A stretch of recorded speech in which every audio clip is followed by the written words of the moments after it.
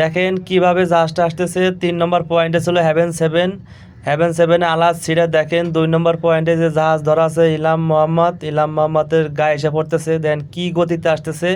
সবাই দোয়া করবেন আল্লাহ মাফ করুক। আল্লাহ দেখেন কি গতিতে পড়ছে, আল্লাহ মাফ করুক।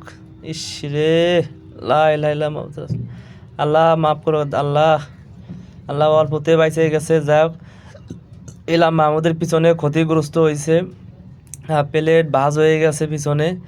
তা ওই লোড যাদের কিছু হয় নাই, ইলাম মাহমুদের ক্ষতিগ্রস্ত হয়েছে। তা দেখেন আলাদ কাছে কেমনে কি ধরে এরা, আমি বুঝি না কিছু। এরা পিছনে ভাটায় ধরা ছিল, জোয়ারে ধাক্কা দিছে। এরা আলাদ কেমনে কি ধরে জানি না।